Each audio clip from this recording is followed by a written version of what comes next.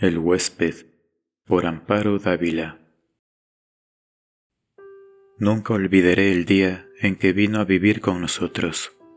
Mi marido lo trajo al regreso de un viaje. Llevábamos entonces cerca de 3 años de matrimonio. Teníamos 2 niños, y yo no era feliz. Representaba para mi marido algo así como un mueble que se acostumbra uno a ver en determinado sitio, pero que no causa la menor impresión. Vivíamos en un pueblo pequeño, incomunicado y distante de la ciudad, un pueblo casi muerto o a punto de desaparecer. No pude reprimir un grito de horror cuando lo vi por primera vez.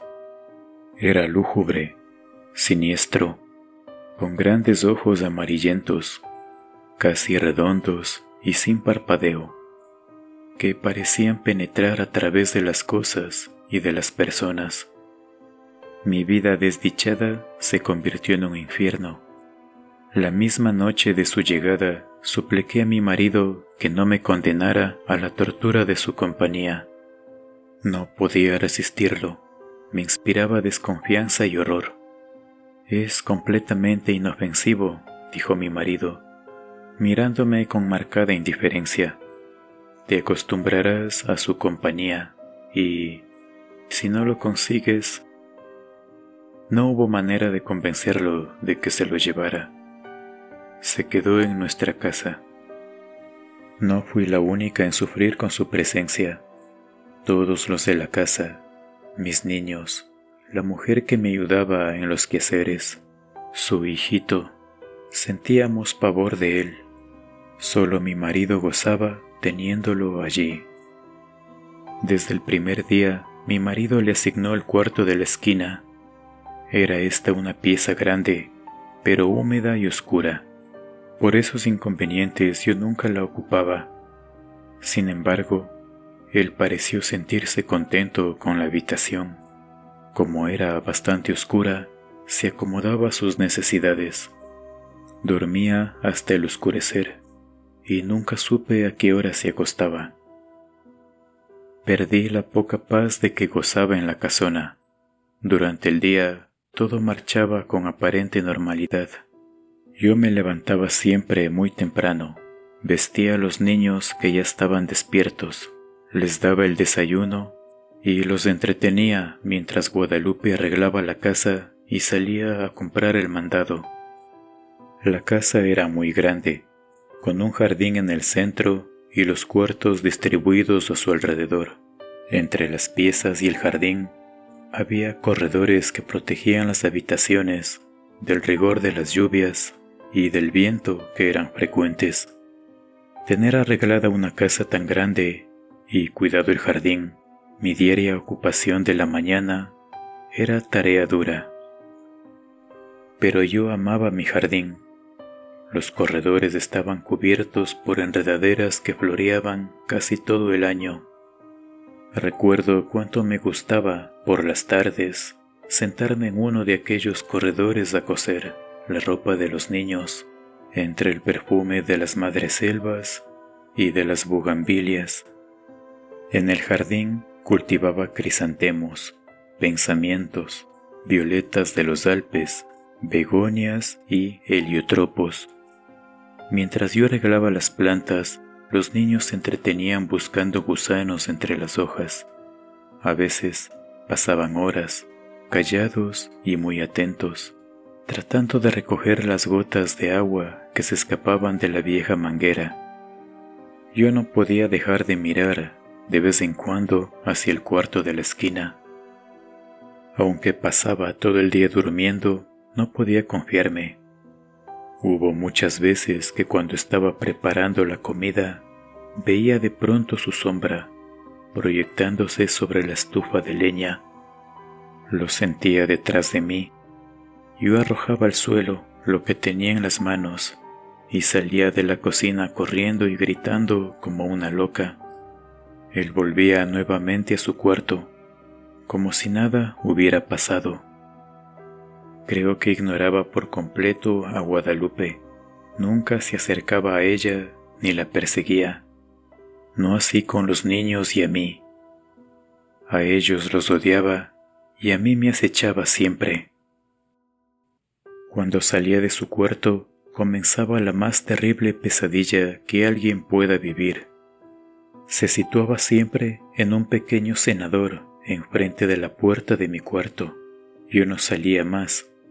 Algunas veces, pensando que aún dormía, yo iba hacia la cocina por la merienda de los niños.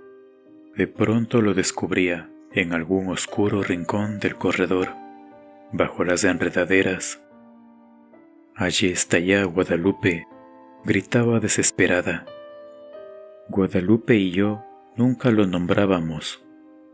Nos parecía que al hacerlo cobraba realidad aquel ser tenebroso. Siempre decíamos, allí está, ya salió, está durmiendo, él. Solamente hacía 2 comidas, una cuando se levantaba al anochecer y otra tal vez en la madrugada antes de acostarse. Guadalupe era la encargada de llevarle la bandeja. Puedo asegurar que la arrojaba dentro del cuarto, pues la pobre mujer sufría el mismo terror que yo. Toda su alimentación se reducía a carne. No probaba nada más. Cuando los niños se dormían, Guadalupe me llevaba la cena al cuarto. Yo no podía dejarlos solos, sabiendo que se había levantado o estaba por hacerlo. Una vez terminadas sus tareas, Guadalupe se iba con su pequeño a dormir y yo me quedaba sola, contemplando el sueño de mis hijos. Como la puerta de mi cuarto quedaba siempre abierta, no me atrevía a acostarme, temiendo que en cualquier momento pudiera entrar y atacarnos. Y no era posible cerrarla.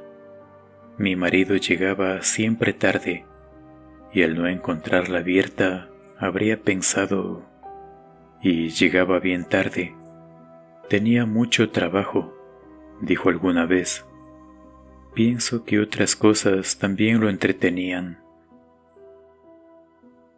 Una noche estuve despierta hasta cerca de las 2 de la mañana, oyéndolo afuera. Cuando desperté, lo vi junto a mi cama, mirándome con su mirada fija, penetrante. Salté de la cama y le arrojé la lámpara de gasolina que dejaba encendida toda la noche.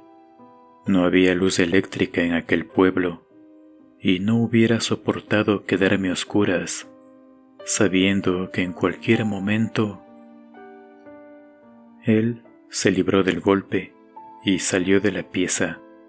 La lámpara se estrelló en el piso de ladrillo y la gasolina se inflamó rápidamente. De no haber sido por Guadalupe, que acudió a mis gritos, habría ardido toda la casa.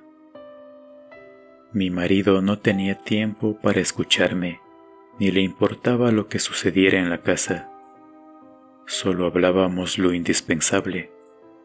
Entre nosotros, desde hacía tiempo, el afecto y las palabras se habían agotado. Vuelvo a sentirme enferma cuando recuerdo.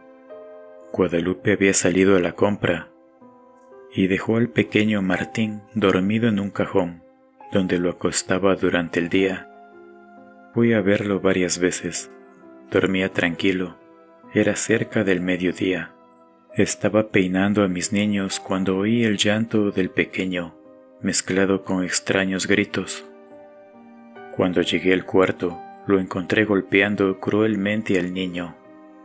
Aún no sabría explicar cómo le quité al pequeño y cómo me lancé contra él con una tranca que encontré a la mano, y lo ataqué con toda la furia contenida por tanto tiempo. No sé si llegué a causarle mucho daño, pues caí sin sentido. Cuando Guadalupe volvió del mandado, me encontró desmayada y a su pequeño lleno de golpes y de arañazos que sangraban. El dolor y el coraje que sintió fueron terribles. Afortunadamente el niño no murió y se recuperó pronto. Temí que Guadalupe se fuera y me dejara sola. Si no lo hizo, fue porque era una mujer noble y valiente, que sentía gran afecto por los niños y por mí. Pero ese día nació en ella un odio que clamaba venganza. Cuando conté lo que había pasado a mi marido, le exigí que se lo llevara, alegando que podía matar a nuestros niños, como trató de hacerlo con el pequeño Martín. Cada día estás más histérica. Es realmente doloroso y deprimente contemplarte así. Te he explicado 1000 veces que es un ser inofensivo. Pensé entonces en huir de aquella casa, de mi marido, de él, pero no tenía dinero y los medios de comunicación eran difíciles. Sin amigos ni parientes a quien recurrir, me sentía tan sola como un huérfano. Mis niños estaban atemorizados, ya no querían jugar en el jardín y no se separaban de mi lado. Cuando Guadalupe salía al mercado, me encerraba con ellos en mi cuarto. Esta situación no puede continuar, le dije un día a Guadalupe. Tendremos que hacer algo. Y pronto me contestó. ¿Pero qué podemos hacer las dos solas? Solas, es verdad, pero con un gran odio. Sus ojos tenían un brillo extraño. Sentí miedo y alegría. La oportunidad llegó cuando menos la esperábamos. Mi marido partió para la ciudad a arreglar unos negocios. Tardaría en regresar, según me dijo, unos 20 días. No sé si él se enteró que mi marido se había marchado, pero ese día despertó antes de lo acostumbrado y se situó frente a mi cuarto. Guadalupe y su niño durmieron en mi cuarto y por primera vez pude cerrar la puerta. Guadalupe y yo pasamos casi toda la noche haciendo planes. Los niños dormían tranquilamente. De cuando en cuando oíamos que llegaba hasta la puerta del cuarto y la golpeaba con furia.